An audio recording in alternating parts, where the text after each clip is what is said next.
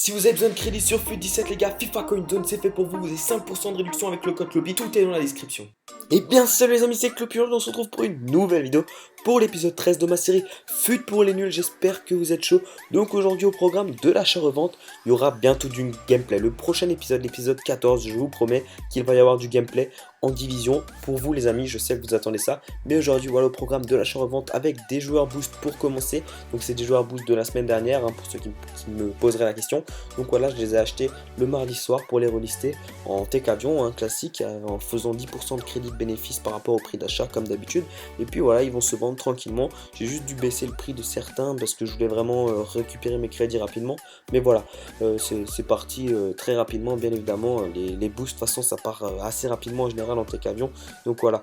Ensuite, vous verrez au cours de la vidéo de la tech FUT millionnaire avec le nouveau barème et la nouvelle liste que je vous ai proposé sur Twitter et dans ma dernière vidéo que je vous invite à aller voir sur comment se faire 100 000 crédits par jour, ou je sais plus comment je l'avais appelé.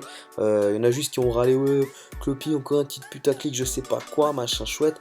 Alors, encore une fois, quelqu'un qui n'a pas essayé l'achat-revente, puisqu'il y a beaucoup de personnes, une grosse dizaine qui sont venues me voir sur Twitter en me disant, ouais, Clopy, on a fait plus de 100 000 crédits bénéfices en une journée grâce à ta technique, etc. Donc ça veut dire que ça marche. Donc putaclic, je sais pas quoi, j'en ai rien à foutre. Tu racontes ce que tu veux. Si t'arrives pas à faire de l'achat-revente, tant pis. Mais voilà, ça m'énerve juste de voir des commentaires un peu qui parlent sans savoir, alors que moi j'accepte la critique. Il y a des commentaires négatifs auxquels je réponds, j'accepte, il n'y a pas de souci. Mais à un moment donné, il faut juste respecter un peu et pas parler sans connaître.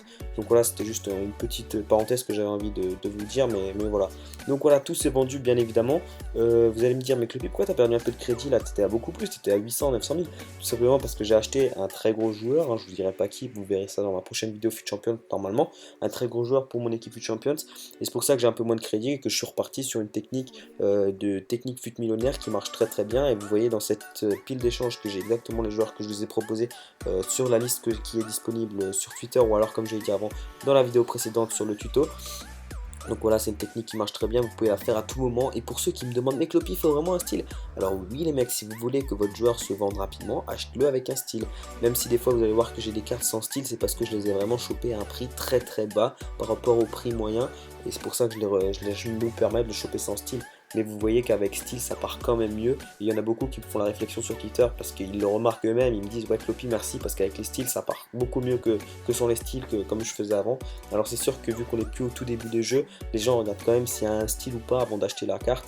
Et bien évidemment il faut 90-15 de forme et minimum 7 contrats pour que votre carte soit attractive. Et si d'un coup vous arrivez à la choper avec un post modifié, bah, n'hésitez quand même pas à augmenter le prix par rapport au barème et vous verrez que vous ferez de plus en plus de bénéfices.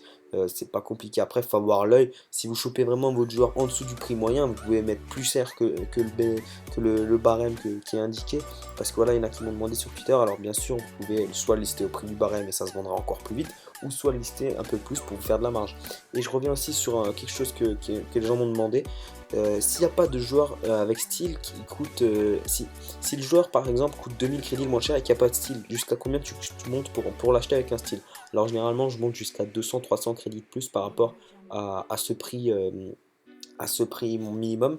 Et du coup voilà, après on arrive facilement à trouver les styles. C'est sûr que des fois forcément vous n'allez pas trouver le joueur le moins cher avec un style directement, mais il faut augmenter un tout petit peu le prix entre 100 et 200-300 crédits maximum pour trouver une perle, et bien sûr la revendre très rapidement avec le même barème bien évidemment.